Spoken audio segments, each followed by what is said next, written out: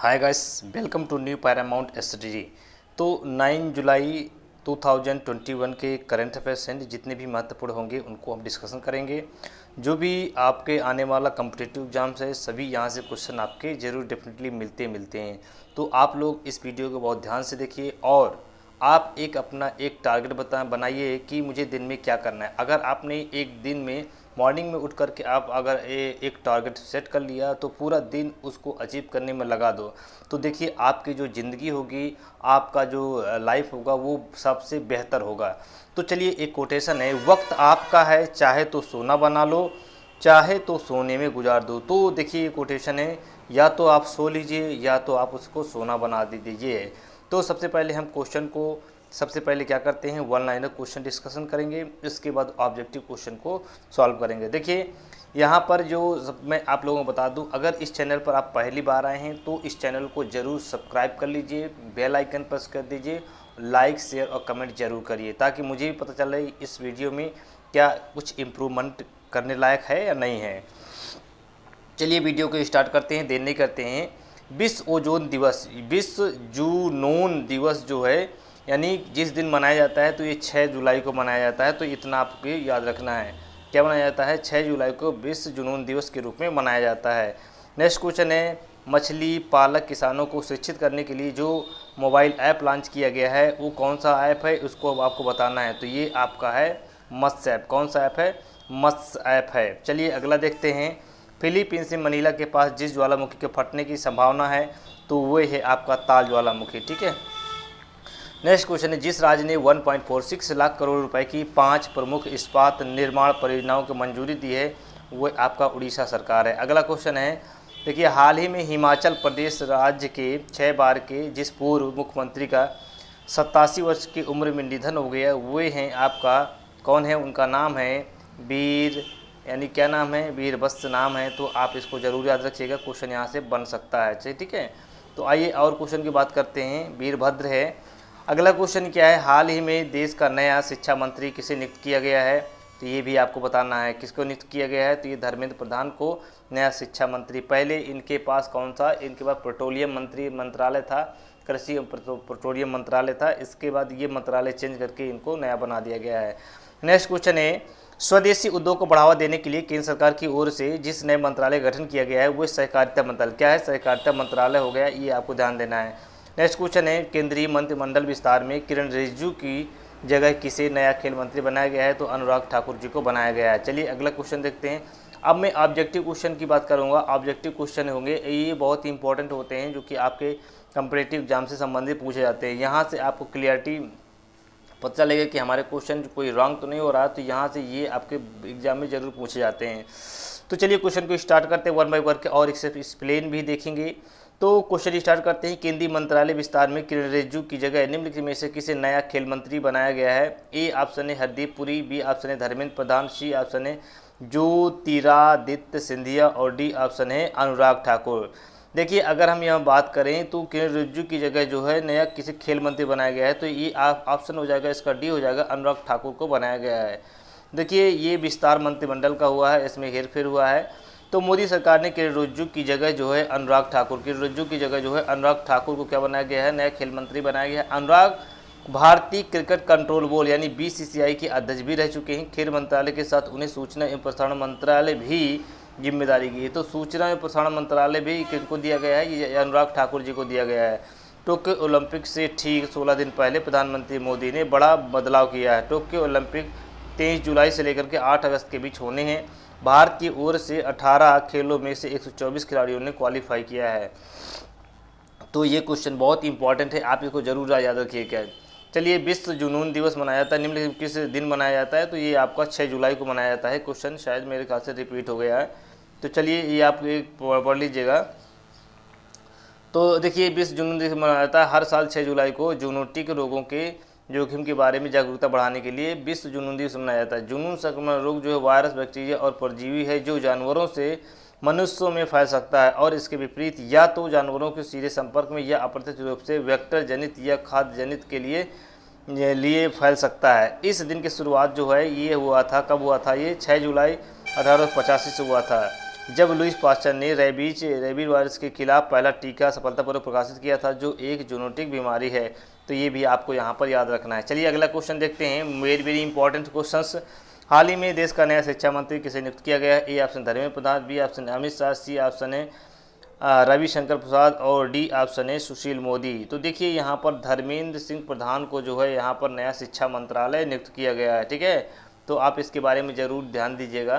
तो एक्सप्लेन देखते हैं, प्रधानमंत्री मोदी ने नेतृत्व वाली यानी ठीक है कैबिनेट मंत्रालय में 7 जुलाई 2021 को किए गए फेरबदल में पहले से पेट्रोलियम एवं प्राकृतिक गैस और स्टील मंत्रालय संभाल रहे धर्मेंद्र प्रधान को अब केंद्रीय शिक्षा मंत्रालय और कौशल विकास एवं उद्यमिता मंत्रालय की जिम्मेदारी दी गई है। उन्होंने रमेश पोखरियाल निशंक की जगह लिया है। गौरतलब है कि निशंक ना स्वास्थ्य कारणों का हवाला देते हुए यानी निशंक ने स्वास्थ्य कारणों का जो हवाला देते हुए 7 जुलाई को इस्तीफा दे दिया था। वे पिछली मोदी सरकार में कौशल विकास उद्यमिता विभाग के केंद्रीय कैबिनेट मंत्री भी थे। तो ये आपको यहाँ पर याद रखना है।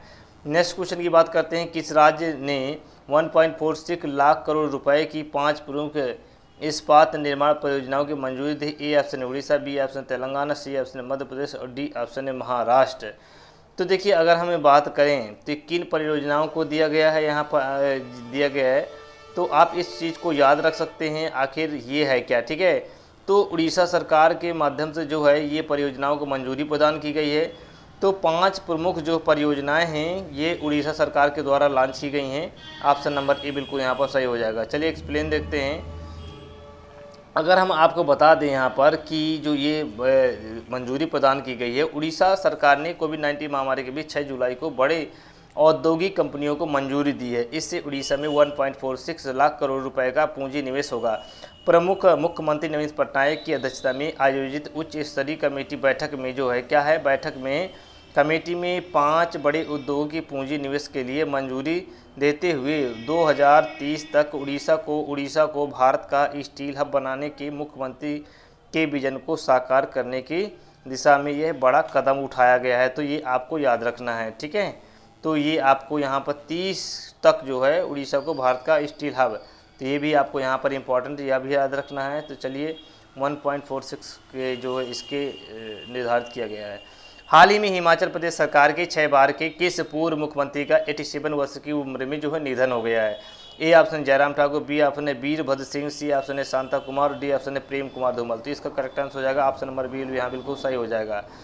एक्सप्लेन देखते हैं, एक्सप्लेन क्या है। हिमाचल प्रदेश के पूर्व मुख्यमंत्री और कांग्रेस नेता वीरभद्र सिंह का निधन हो गया। वे 87 साल के थे।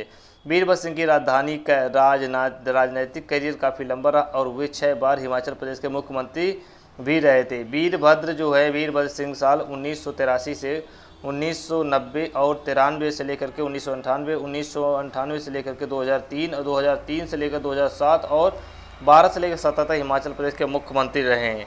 वीरभद्र सिंह का जन्म जो है 23 जून 1934 को यानी बुसहर रियासत के राजा पदक सिंह के घर में हुआ था। तो यह भी आपको यहाँ याद रखना है। चलिए अगला क्वेश्चन देखते हैं, इंपॉर्टेंट है। स्वदेशी उद्योग को बढ़ावा देने के लिए जो है केंद्र सरकार की ओर से किस नए मंत्रालय गठन किया गया है? ए ऑप्शन है स्वरोजगार मंत्रालय, बी ऑप्शन है संप्रभुता मंत्रालय, सी ऑप्शन सहकारिता मंत्रालय, डी ऑप्शन निदान।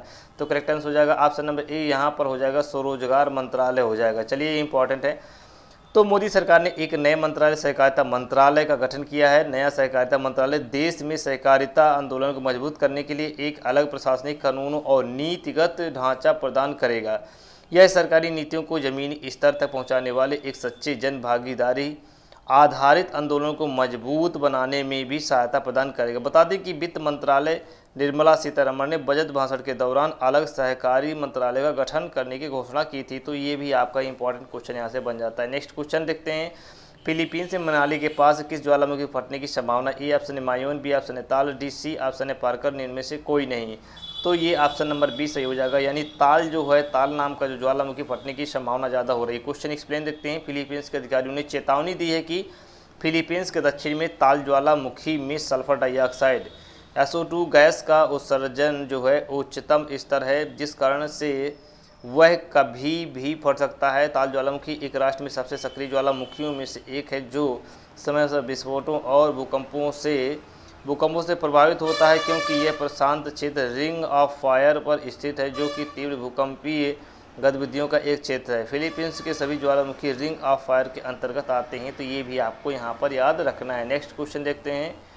नेक्स्ट क्वेश्चन है, मछली पालक किसानों को शिक्षित करने के लिए कौन सा मोबाइल ऐप लॉन्च किया गया? ए है त्रिवेणी, बी है मनु और सी है सप्तर्षि और डी है यहाँ पर आपका मत्स्य ऐप। तो ये हो जाएगा मत्स्य पालन से संबंधित है। चलिए, केंद्रीय मत्स्य पशुपालन और डेयरी मंत्री गिरिराज सिंह ने हाल ही में ऑनलाइन पाठ्यक्रम मोबाइल ऐप मत्स्य सेतु को लॉन्च किया है। इस ऐप के माध्यम से किसानों को स्वच्छ जल में मछली पालन के तौर तरीकों को लेकर के आधुनिक जानकारी दी जाएगी। इस ऑनलाइन पाठ्यक्रम ऐप का उद्देश्य देश के जन कृषकों के लिए नवीन स्वच्छ जल कृषि और प्रौद्योगिकी का प्रसार करना और मत्स्य सेतु ऐप में जो है प्रजातिवार विषयवार स्वशिक्षण ऑनलाइन पाठ्यक्रम सामग्री भी हैं। ये भी आपका इम्पोर्टेंट क्वेश्चन है। तो इस तरह से हमने MCQs देखे। अब मैं आपको बता दूं, इन नई इन्फॉर्मेशन है जो कि यहाँ पर बहुत बड़ा अनाउंसमेंट होने जा रहा है और यहाँ पर जो ऑल कॉम्पिटिटिव एग्जाम्स के जो बैच प्रारंभ हो रहे हैं और चल भी रहे हैं, तो आप लोग जाकर के यहाँ पर ज्वाइन कर सकते हैं और ये लाइफ टाइम वैलिडिटी भी यहाँ पर दी जाएगी। तो आप एक बार एडमिशन सुनिश्चित करने के बाद हमेशा के लिए यहाँ पर आप पढ़ सकते हैं जब तक आपका सिलेक्शन नहीं होता। तो इस तरह से ये आपके मोस्ट इम्पॉर्टेंट क्वेश्चंस थे। तो आई होप कि ये चीज़ें आपको समझ में आई होंगी। अगर समझ में आई हो तो ये वीडियो को लाइक करिए, शेयर करिए और सब्सक्राइब करके बेल आइकन प्रेस कर दीजिए, ताकि समय समय पर आप लोगों को ऐसे ही लेटेस्ट करंट न्यूज आपको मिलती रहे। तो तब तक के लिए, अगली वीडियो तक के लिए अनुमति चाहता हूँ। तब तक के लिए नमस्कार, जय हिंद, जय भारत।